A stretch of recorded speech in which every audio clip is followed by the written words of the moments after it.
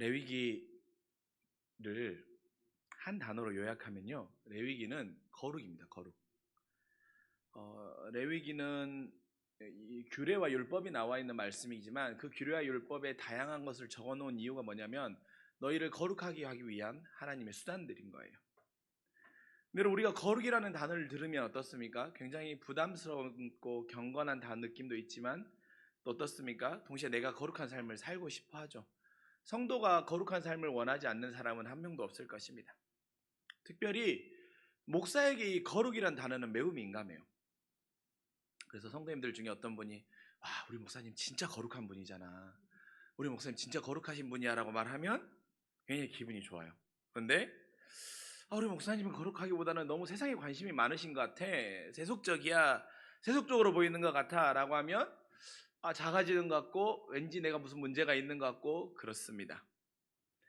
여러분, 지금은 그렇지 않지만 예전에 제가 대학원 다닐 때만 해도 그랬던 것 같아요. 선배 목사님들이 대학원에 오셔가지고 이제 뭐 특강이나 설교를 하실 때가 있거든요. 그러면 하셨던 말씀이 뭐냐면 우리 신대원생들은 아직 모르지만 목사는 목소리도 거룩해야 돼 라고 하시는 거예요. 뭐 그런 이야기 많이 했죠. 그래서 어떻습니까? 돌아가신 지 얼마 되지 않았지만 그 목사님의 목소리를 흉내내는 목회할 문제 말이죠. 이렇게 하죠. 막 끝에 막 시옷 발음을 막 뭉개고 세게 하고 막 이런 거 흉내내는 분들 많았어요. 또 어떻습니까? 거룩한 목사님들 보면 목소리가 되게 막 낮고 저음절에서 할렐루야, 아멘 이렇게 막 이렇게 따라하고 막 흉내내고 막 이런 거 많이 했어요. 저도 소시적인 막 친구들하고 장난치고 놀 때 막 이런 거 많이 따라했어요. 이전도사 잘하고 있구만 뭐 이런 식으로 막. 근데 여러분, 제가 우스갯소리로 말했지만 우리는 잘 알죠. 목소리는 거룩에서 나오는 게 아니에요. 그렇죠?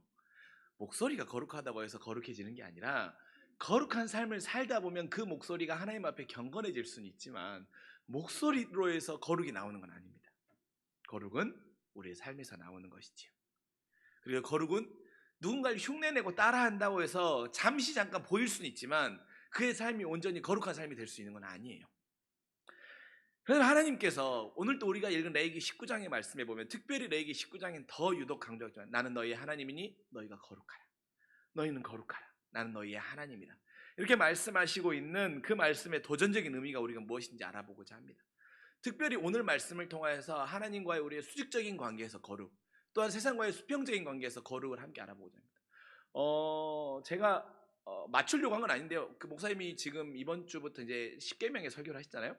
이 십계명은 사실 이 레위기 19장은 십계명과 모티브가 되어 있고 매우 밀접하게 연결되어 있는 본문입니다. 그래서 아마 2부 예배를 혹시 온라인으로 들으셨거나 들으신 분이 있다면 오늘 말씀을 들으면 조금 더 말씀이 넓어지고 좀 입체적이 될 것 같아요. 여러분, 하나님이 모세에게 말씀하시죠. 너희는 거룩하라, 이는 나 여호와 너희 하나님이 거룩함이라라고 말씀하십니다. 근데 여러분, 여기 거룩하라라고 할 때 중요한 것 중에 하나가 알아야 되는 게 뭐냐면 히브리어 원어의 단어예요. 히브리어로 거룩이라는 단어는 카도시라는 단어입니다. 카도시. 기억하셔도 좋고 잊어버리면 다음에 또 말씀드리면 되니까. 카도시라는 단어예요. 근데 이 카도시라는 단어가 한국어로는 거룩이고 영어로 표현하면 뭐냐면 separate, different 이런 뜻이에요. 구별되고 다르다라는 뜻입니다. 즉 거룩은 뭐냐면 거룩에는 거룩하기 위해서는 구별됨이 있어야 되는 것이고 다름으로 구별됨이 드러난다라는 거예요. 다름으로 거룩이 드러난다라는 것입니다. 거룩은 구별됨과 다름으로밖에 드러날 수 없다라는 거예요. 그래서 레위기 19장에 이후에 구체적으로 거룩한 삶을 위한 그 규례들을 자세히 안내해주고 있는 것입니다. 그래서 여러분, 우리가 거룩하다고 하면은 말씀드렸던 것처럼 구별되고 다른 자이기 때문에 우리가 그리스도를 주라 고백하는 우리를 뭐라고 표현하죠? 우리는 성도라고 표현하죠. 성도. 어떻습니까? 거룩한 길을 가는 자, 거룩한 길을 따라가는 자, 주님이 가셨던 그 길을 따라가는 우리는 그래서 성도라고 우리를 지칭합니다. 그래서 여러분, 성도라고 불리우는 거룩한 자와 그렇지 않은 자에게 거룩이라는 기준으로 비교하면 무엇이 차이가 있을까요? 성도와 그렇지 않은 자를 거룩이라는 기준을 놓고 비교했을 때 차이점이 무엇일까요? 그것은 사도 바울이 잘 설명해 주고 있는데요, 고린도전서 1장 2절의 말씀을 보시면 잘 알 것 같습니다. 고린도서 1장 2절의 말씀에 뭐라고 말하고 있습니까? 그리스도 예수 안에서 거룩하여지고 성도라 부르심을 받은 자라고 말하고 있습니다. 성도는 그리스도 예수 안에서 거룩하여지고 부르심을 받은 자를 성도라고 하는 것입니다. 여기서 여러분, 여기서 말하는 그 그리스도 안에서 거룩하여지고라고 할 때 거룩이라는 헬라어의 단어, 그다음에 히브리어의 단어는 같은 의미예요. 같은 뜻입니다. 바울은 거룩에 대해서 그리스도 예수 안에서 이루어지는 거라고 말하고 있습니다. 그리스도 예수 안에서 거룩하여지는 거예요. 즉 우리의 거룩은요, 우리의 행위가 먼저가 아니라 우리가 그리스도 안에 거하는 것이 먼저가 돼야 된다는 것입니다. 내가 거룩해져야지, 내가 거룩한 삶을 살아야지, 내 안에서 거룩한 향기가 드러나야지라고 여러분 원하십니까? 그렇다면 여러분, 여러분의 행위가 여러분을 거룩하게 하는 것이 아니라 그 행위를 할 수 있도록 여러분이 그리스도 안에 거하는 것이 먼저가 돼야 돼요. 그리스도 안에 거하지 않으면 거룩함의 열매가 나오고 향기가 드러나지 않는다는 것입니다. 다른 말로 하면 무엇입니까? 그리스도 예수 안에 거한다라는 것은 주님께 종속된다라는 거예요. 주님이 원하신 대로 산다라는 거예요. 주님의 뜻대로 순종한다라는 것입니다. 그리스도의 종으로 살아가는 자, 그리스도에게 붙들린 삶을 살 때 거룩해질 수 있다고 바울은 말하는 것입니다. 그래서 성도는 내가 세상 안에 있는 자가 아니라 그리스도 안에 있는 자에게 구별된 자로서 다름이 비춰지는 것입니다. 여러분, 우리가 성도라고 불리우는 우리와 세상 사람들과 같이 살아가고 있잖아요.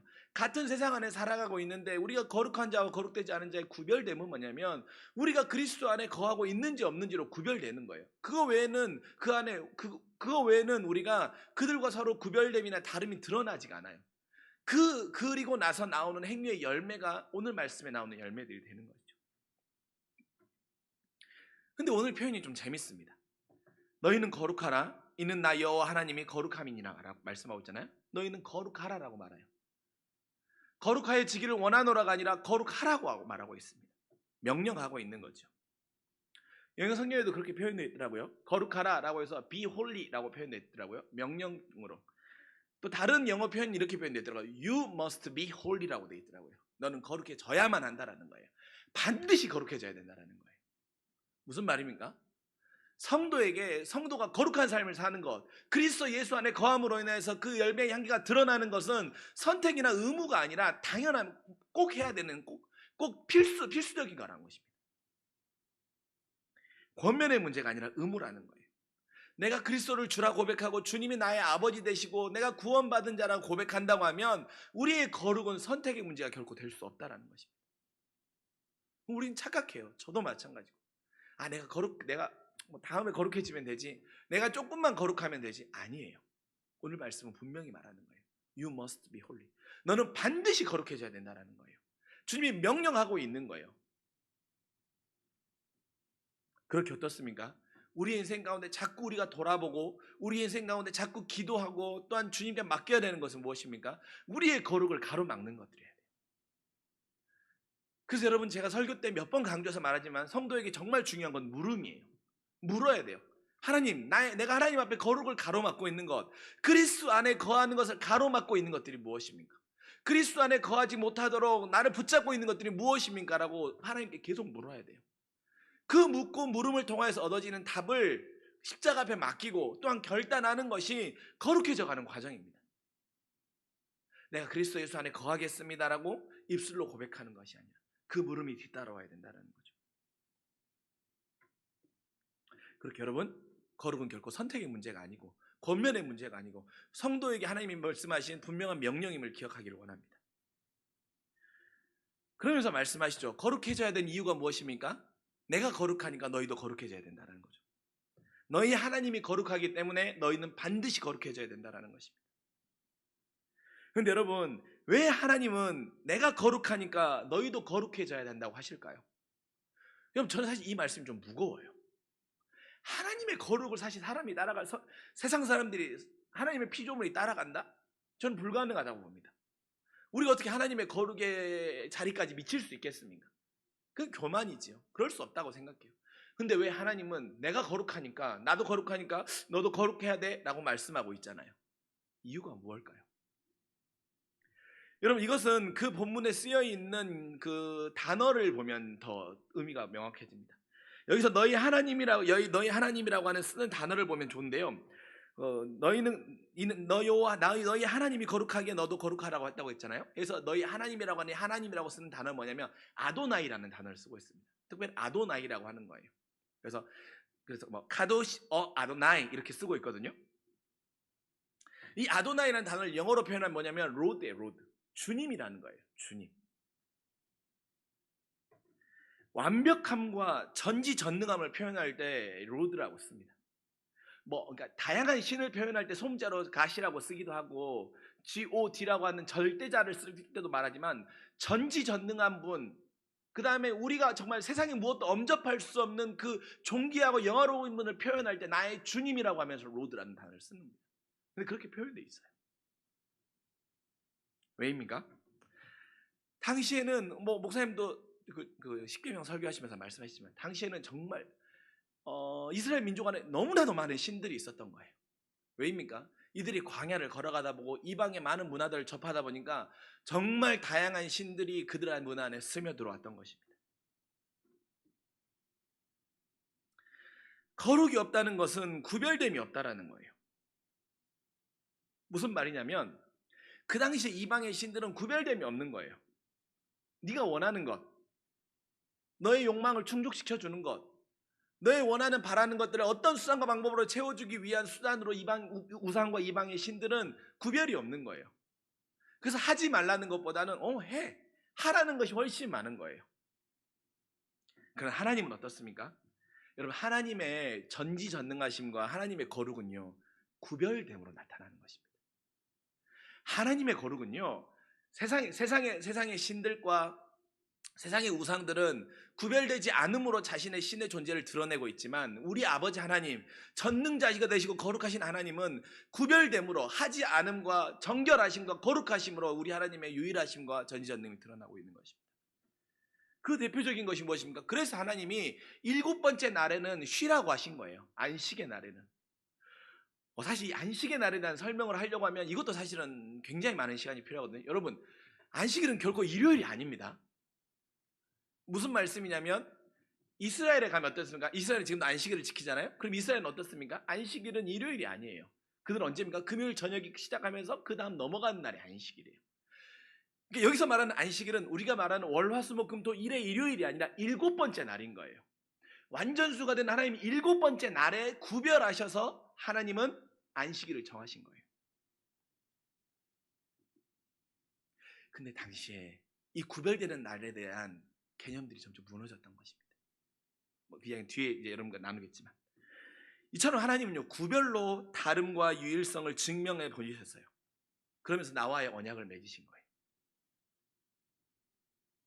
그래서 너희가 거룩함으로 구별된 삶을 사는 것이 내가 하나님됨을, 내가 정말 유일하고 거룩한 주 하나님, 나의 로드가 되는 것을 너희가 세상 가운데 보일 수 있기 때문에 너희도 거룩해지라고 하신 것입니다. 너희의 거룩함으로 인하여서 너희가 그리스도 예수 안에 거하고 내가 그 그리스도 예수 안에 거함으로 나타나는 구별됨의 삶의 결단과 향기들이 결국에는 너희를 통하여서 내가 전능하신 아버지 하나님이 됨을 보일 수 있기 때문에, 그래야만, 그것으로만 세상에 믿지 않는 자들이 이분이 거룩하신 하나님이고 유일하신 구원자이시구만을 볼 수 있게 너희가 거룩하라고 말씀하신 것입니다. 그렇게 여러분, 이 거룩은 선택의 문제가 될 수 없는 거예요. 여러분이 거룩해져야 되고 제가 거룩해져야만이 하나님이 세상 가운데 유일하시고 참 진리이시고 빛이 되시고 구원자가 되심을 드러날 수 있다라고 말씀하고 있는 것입니다. 그래서 주님은 우리에게 거룩하라고 명령하고 계신 거예요. 여러분, 구별이 없으면요, 편하고 익숙하게 좋을 수 있어요. 구별되지 않으면 편하고 익숙하게 좋을 수 있어요. 성도로 세상 가운데 구별되지 않게 살아가잖아요. 매우 좋아요. 성도임을 드러내지 않으면 더욱더 좋죠. 그러나 구별되지 않으면 어떻습니까? 특별함과 유일함이 아닌 보편적이며 일반적이게 되는 거예요. 여러 무리 중에 하나밖에 되지 않는 것입니다. 그러나 구별되면 유일해지고 특별해지는 것입니다.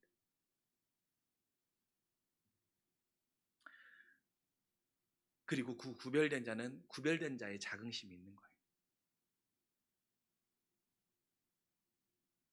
제가 어떤 그 기사를 보니까 어떤 기사에 이런 이야기가 써 있더라고요. 갑자기 생각이 났는데, 여성분들이 굉장히 좋아하는 고가의 H로 시작하는 백이 있지 않습니까? 에르메스라고 하는 백. 그 백에 그 백에 중에 또 그 안에 뭐가 있나 봐요. 그중에 무슨 버킨이란 게 있나 봐요. 근데 사람들이 그 매장에서 그 백을 파는 사람들이 그렇게 말한대요. 핸드백이라고 부르지 말고 버킨이라고 부르라고 한대요. 그만큼 자긍심과 자부심을 가져도 된다는 거예요. 이 백을 다니고 들고 잘 모르겠습니다. 하여튼 그렇대요. 이 핸드백을 들고 다니는 당신은 특별하고 구별된 사람이라는 거예요.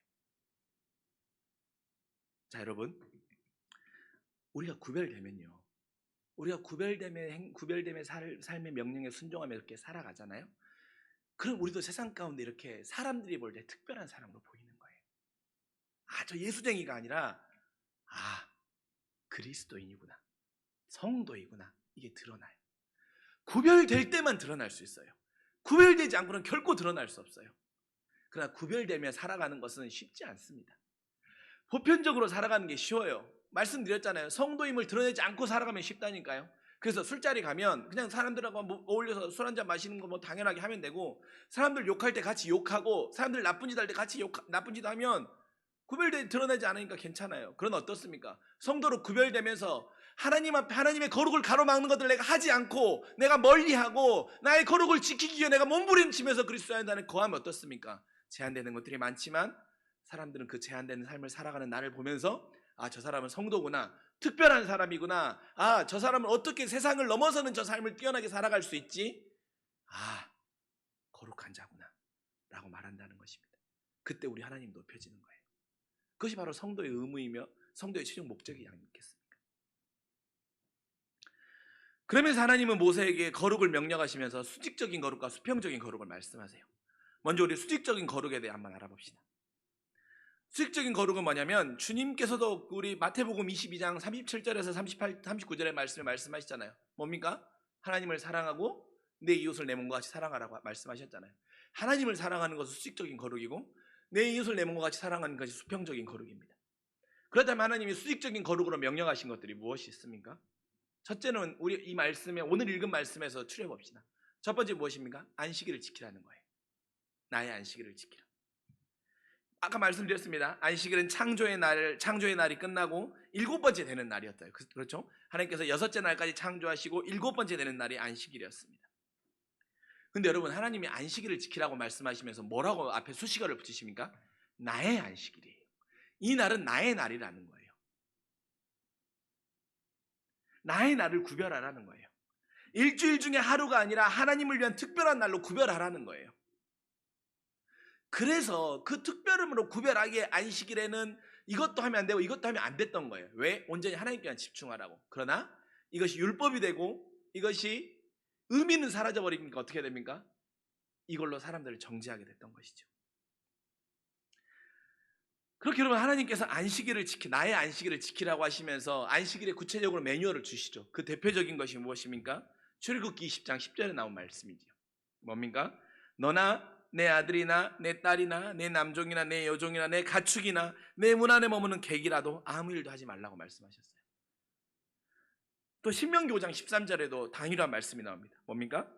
같은 말씀이에요. 너나 내 아들이나 내 딸이나 내 남종이나 내 여종이나 내 소나 내 낙이나 내 모든 가축이나 내 문 안에 유하는 객이라도 아무 일도 하지 못하게 하고 내 남종이나 내 여종에게 너같이 안식하게 할지니라라고 말하고 있는 것입니다. 여러분, 안식일에 대한 구체적인 매뉴얼을 주면서 하나님이 어디에 방점을 두고 계십니까? 심지어 가축마저도 너와 같이 안식하게 하라는 거예요. 두 번째로 하나님께서 하나님과 나와의 거룩의 관계에서 중요하게 여기시는 게 무엇입니까? 명확하게 들어가죠. 우상을 의지하지 말라는 거예요. 하나님 특별히 우상에 대해 정말 수도 없이 말씀하셨습니다. 우상을 만들지 말라고 말씀하셨잖아요. 쇠를 녹여 그것들을 섬기는 신상을 만들지 말라고 오늘 말씀에도 구체적으로 말씀하고 있지 않습니까? 하나님을 향한 수직적인 거룩에서 첫 번째는 나의 안식일을 지키는 것, 두 번째는 우상을 만들거나 우상을 섬기지 말라는 것, 세 번째는 무엇입니까? 화목제의 규례에 대해서 자세히 말씀하고 있어요. 여러분, 화목제물은 언제 드리냐면 그 이스라엘에 드리는 여러 가지 제사가 있지 않습니까? 화목제는 언제 드리는 겁니까? 우리가 공경이나 어려움 가운데 있을 때 하나님께서 선한 인도하심으로 우리를 인도해 주신 것에 대해서 감사로 드리는 것이 화목제예요. 그 화목제물을 드리는 이유 중에 하나는 뭐냐면 하나님의 선한 인도하심에 대한 그 은혜를 높여드리는 것이 화목제물입니다. 화목제사입니다. 그리고 화목제 안에는 또 세 가지가 있거든요. 감사제가 있고 서원제가 있고 자원제가 있어요. 감사제는 말씀 그대로 감사에 대한 제목을 담아서 드리는 거고, 서원제는 뭡니까? 내가 하나님 앞에 뭘 결단할 때 예물을 드리는 거예요. 또 자원제는 뭡니까? 자원제는 뭐냐면 내가 하나님 앞에 무언가 원하는 것이 있을 때 드리는 거예요. 이건 내가 하나님 앞에 이렇게 하겠습니다라는 결단이고, 자원, 내가 하나님 앞에 뭔가 원하는 것이 있을 때 드리는 것이 이거예요. 그런데 여러분, 이 화목제의 규례 중에 화목제에 대한 규례가 레위기 앞에도 나오거든요. 근데 나올 때 화목제는 특별히 뭐라고 기록되어 있냐면, 먹을 수 있는 날짜가 정해져 있죠.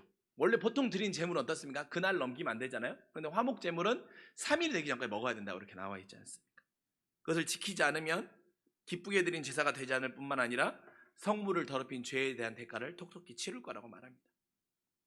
자, 여러분, 하나님과의 수직적인 관계에서 나의 안식일을 지키는 것, 우상을 만들지 않는 것, 화목제에 대한 규례를 말씀하고 있어요. 이 세 가지가 한 맥락으로 통하고 있는 것은 무엇입니까? 이 세 가지가 하나님 앞에 우리가 수직적인 관계, 거룩을, 하나님과의 수직적인 관계에서 거룩한 삶을 살기 위해 맞춰지고, 초점은 뭐냐면 세상의 기준이 제시하는 욕망을 포기하라는 거예요. 세상이 제시하는 기준의 욕망을 내려놓으라는 거예요. 먼저 생각해보시죠. 여러분, 나의 안식일을 지키라고 말할 때 방점은 뭐라고 했습니까? 심지어 가축마저도 나와 같은 안식일을 지키라고 말했다고 했지 않습니까? 이런 당시 종들에게는요, 쉼이 전혀 보장되어 있지 않았어요. 심지어 가축이 쉰다? 이런 건 상상도 할 수 없었던 일입니다. 거기까지 생각이 미치지도 않았죠. 왜입니까? 하루라도 더 일해야 주인의 욕망을 채울 수 있고 주인이 얻을 수 있는 것들이 더 많아지기 때문에 더 많은 날을 일해야 됐던 거예요. 그래서 하나님은 분명히 말씀하시는 거예요. 남종이나 여종이나 내 소나 내 낙이나 내 안에 모든 객들마저도 너와 같이 안식하게 하라고. 우상을 만들고 싶은 건 또 뭐 자명하지 않습니까? 여러분, 사람들이 우상을 만들고 싶은 이유가 뭡니까? 우상을 만들고 싶은 이유가 뭡니까? 그것은 바로 나의 욕망이 쉽게 꺾이지 않는다는 반증이에요. 인간이 계속해서 우상을 만들고 싶고 내 안에 여러 가지 우상들이 있는 이유는 뭐냐면 내 욕망을 이것이 어떻게든 해결해 줬으면 싶은 거예요. 세상에 내가 추구하고 바라고 따라가는 이 욕망을, 이것만이라도 이것이 날 해결해 주고 이것이 길을 열어줬으면 좋겠다는 거예요. 심지어 하나님과 멀어질지라도. 그래서 우상을 만드는 겁니다. 인간은 우상을 포기하지 못하는 이유가 바로 내 욕망의 투영이기 때문입니다. 마지막으로 화목제물에 대한 기한도 마찬가지입니다. 여러분, 하나님 앞에 감사로 드린 제물에 대해서 그 기한을 정해놨는데 사람들이 자꾸 이 기한을 지키지 않는 거예요. 제물에 대해서 그날 다 태워서 없애거나 아니면 그날 먹어서 없애야 되는데 자꾸 그러지 않는 거예요. 쌓아놓는 거예요. 왜입니까? 특별히 광야 생활할 땐 더 그렇죠. 광야 생활할 때 모세가, 제가 그때도 설교 때 말씀드렸죠. 모세가 내가 차라리 죽어버렸으면 좋겠다라고 말할 때가 언제였었습니까? 백성들이 다른 것 때문에 원망할 때가 아니에요. 고기 먹을 거 달라고 할 때였던 거예요. 내 입으로 들어가는 욕망을 채워달라고 할 때 그랬던 거예요. 그러다 보니까 자꾸 사람들이 하나님 앞에 제물로 드리고 먹어야 될 것들을 그날 먹고 그날 하나님이 정해놓은 기한 안에 다 없애야 되는데 그러지 않는 거예요. 자꾸 쌓아놓는 거예요. 이건 위생적인 문제 이런 거 다 치부하고 자꾸 하나님의 규례나 이런 것들에 대한 것들을 지키지 않는 거예요. 뭡니까? 내 세상의 욕망의 기준을 자꾸 포기하지 못하는 겁니다. 그래서 하나님은 나와의 수직적인 관계에서 이 세 가지를 먼저 말씀하고 있는 것입니다. 그래서 하나님께서 내가 거룩하니 너희도 거룩하라고 하시는 말씀 가운데 세상의 욕망을 따라가는 삶을 멈추고 하나님이 원하시는 이끄심으로 방향을 전환하라고 우리에게 말하고 있는 것입니다. 우리가 세상이 원하는 욕망에 끌려감을 멈추는 순간 하나님이 이끄시는 쪽으로 우리가 갈 수 있어요. 이 길은 이쪽으로 갈까 저쪽으로 갈까 아니라 분명해요. 제가 며칠 전 어떤 후배 목사하고 전화 통화를 하는데 후배 목사한테 이런 이야기를 했습니다. 사람의 인격은 말이야, 사람의 인격이 언제 가장 잘 드러나는지 아니? 그건 가장 큰 욕망 앞에 어떤 반응을 보이냐에 따라서 그 사람의 인격이 가장 드러나는 거라고 그런 이야기를 한 적이 있습니다. 후배가 어떤 이 상황 가운데 있었을 때 어떻게 하면 좋겠냐 물어봐서 그랬습니다. 여러분, 그 사람의 인격은요, 그 사람이 가장 세상에서 좋아하는 그 욕망의 가치 앞에 이 사람이 어떻게 반응하냐에 따라 달라지는 거예요.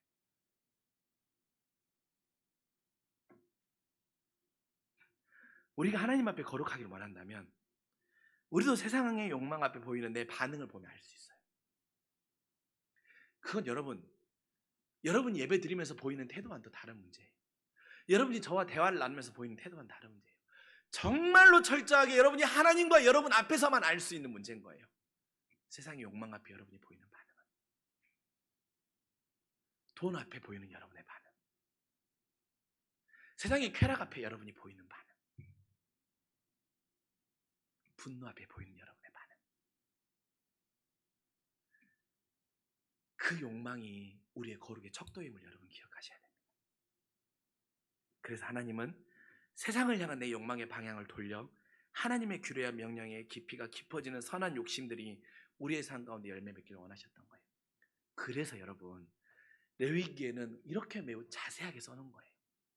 하나님이 너 이렇게 하지 마라고 해가지고 나를 꽉 옥매어져가지고 너 내 안에서 내가 만든 이 틀 안에서만 놀아야 돼, 이게 아니라 어떻게 하면 거룩하게 살 수 있으면 하는 걸 모르니까, 정말로 그 방향을 모르니까 하나님이 거룩하게 살도록 해주고 싶어서 이런 것들까지 정말 자세히 알려준 거예요. 디테일하게 알려주신 것입니다. 이것은 바로 하나님이 우리를 향한 사랑의 마음이 담겨 있는 겁니다. 그런데 여러분, 수평적인 거룩은 어떻습니까? 이거는 뭐 너무 우리가 뭐 깊이 보지 않아도 너무 잘 알 수 있지 않습니까? 하나님께서 모세에게 명령하신 수평적인 거룩, 단순합니다. 약한 자를 배려하고 이웃을 사랑하라는 거예요. 이 말씀이 계속 이어집니다. 뭡니까? 떨어진 이삭을 다 줍지 말라는 거예요. 포도를 다 따지 말고 남겨두라는 거예요. 또한 우리가 읽지 않았지만 포도의 그 일한 품꾼의 품값을 다음날 아침까지 갖고 있지 말라고 말합니다. 듣지 못하는 자를 저주하지 말고 보지 못하는 자 앞에 그가 걸려서 넘어질 걸 놓지 말라고 말씀하고 있는 거예요. 서로 화목하라는 거예요. 그러면서 이 모든 걸 집약해서 오늘 말씀 19장 18절에 이렇게 말씀하십니다. 내 이웃 사랑하기를 내 자신과 같이 하라. 누구의 말씀입니까? 주님의 말씀이잖아요. 내 이웃을 내 몸과 같이 사랑하라. 주님 이 말씀을 가지고 쓰신 거예요. 여러분, 내 이웃을 사랑하기를 내 자신과 같이 사랑하라고 말씀하셨잖아요. 이 말씀을 반대로 좀 생각해서 우리 묵상해 봅시다.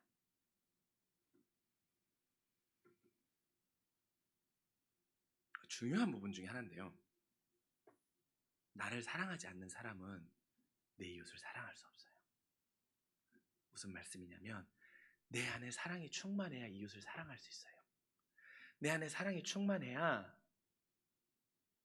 이삭을 거둘 때 이삭이 떨어진 건 알지만 죽지 않고 갈 수 있는 마음이 생기는 거고, 작년에는 포도를 100송이를 남겨놨다면 올해는 200송이를 남겨놓을 수 있는 마음이 흘러나오는 거예요. 내 안에 사랑이 가득해요. 내 안에 사랑이 가득해요. 내 안에 그리스도의 풍성한 사랑이 있는 자가 다른 이에게 사랑을 나눌 수 있어요. 그래서 수평적인 거룩은 먼저 스스로 나를 돌아보며 내 안에 사랑을 점검하는 것부터 시작되는 것입니다. 여러분, 내 이웃을 사랑하고 싶지 않은 사람이 누가 있습니까? 내 이웃을 다 사랑하고 싶지요. 물론 우리는 두 가지 가면을 쓰고 있음을 스스로 인정해야 됩니다. 내 욕망이 다 채워진 다음 내 이웃을 사랑하고 싶어요. 그런데 이 간극이 점점 멀어지는 것이 우리가 하나님 앞에 거룩으로 가는 거예요. 무슨 말입니까? 나는 세상을 사랑하는 것이 아닌 그리스도로 채우려고 하는 결단과 행실에 충만한 사랑으로 채워지고 나면 오늘의 사랑이 흘러나올 수 있다는 거예요. 말씀에 처음으로 돌아가야 돼요. 뭡니까? 그리스도 안에 거함으로 인해서 그리스도의 사랑으로 여러분 안에 풍성이 채워지잖아요. 여러분 안에 그리스도의 사랑이 풍성하면 첫 번째는 누구를 먼저 사랑하냐면 나를 사랑하게 되는 거예요. 내가 하나님의 자녀임을 사실로 받아들이게 되는 거예요. 그러면 풍성한 사랑으로 채워집니다. 이 풍성한 사랑으로 채워지면 어떻게 되냐면 우리가 오늘 레위기에 말씀하고 있는 이 말씀의 열매들이 맺혀지는 거예요. 하나님이 이 레위기에 말씀한 이 일들에 대해서 할 수 있게 되는 거고, 심지어 어떻게 되냐면 포도를 더 남기고 싶은 마음이 생기는 것이고 이삭을 더 많이 뿌리고 싶은 마음이 생기는 거예요. 보아스와 같은 자가 되는 것입니다. 왜? 우리 주님이 십자가에서 그 사랑을 보이셨기 때문에. 오늘 말씀을 시작하며 제가 거룩은 히브리어로 카도시라는 단어라고 말씀드렸잖아요. 이 카도시라는 단어가 좀 재밌습니다.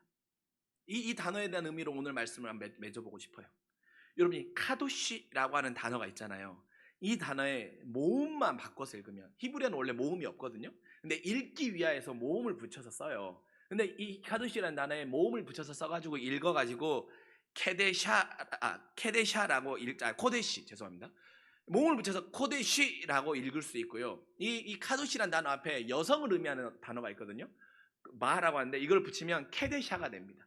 그러니까 카도시가 코데시나 케데샤로 읽힐 수가 있어요. 모음을 붙이거나 여성형 어미를 붙이면. 그러면 뜻이 어떻게 바뀌냐면 코데시는 뭐냐면 성전에서 몸을 팔던 남자란 뜻이고 케데샤는 성전에서 몸을 팔던 여자란 뜻이 되는 거예요. 거룩이라는 단어가 모음을 붙이고 앞에 여성 어미를 붙였을 때 이 뜻이 완전 달라지는 거예요. 한 끗 차이로. 이것이 우리에게 주는 믿음의 도전과 교훈은 뭡니까? 거룩함과 거룩하지 않은 세속적인 거룩하지 않는 삶은 그리 멀지 않다라는 겁니다. 그 경계선이 아주 미세하다는 거예요. 우리가 누군가에 대해서 거룩하지 않은 사람이라고 욕할 수 있고 정죄할 수 있지만 사실 우리 스스로도 거룩과 거룩하지 않은 경계선 앞에 서 있어야 됨을 기억해야 된다는 거예요. 카도시가 모음과 여성 어미가 붙이면 그 뜻이 완전 세속적이고 완전 불결함으로 바뀌어버렸던 것처럼 말입니다. 그렇게 우리의 거룩의 지속성은 주님 안에 거할 때만 가능합니다. 나의 행위와 노력으로 거룩은 나오지 않아요. 그래서 거룩한 성도가 되는 것은 완성이 없고 어떻습니까? 평생 되어가는 거예요. 우리의 거룩의 끝은 우리가 주님 앞에 부르심을 받아서 주님의 보좌에 함께 있을 때 우리의 거룩은 완성되는 것입니다. 그렇게 우리의 거룩함은 내가 지금 어디에 거하고 있는지 알아차리고 영적인 자각이 매우 중요합니다. 그리고 우리가 한 발만 벗어나면 멀어지는 것이기에 항상 영적인 민감함으로 깨어 있어야 되는 것입니다. 내가 그리스도 안에 거하고 있는지, 내가 하나님과의 수직적인 관계를 위하여서 내가 세속적인 욕망과 멀어지고 있는지, 내가 그리스도의 사랑으로 풍성한 자가 되어서 내 그리스도의 사랑으로 풍성한 자로 살아가고 있는지, 그래서 나를 사랑하고 내 사랑함의 열매를 통하여서 이웃에게 그 사랑의 향기를 드러내고 있는지.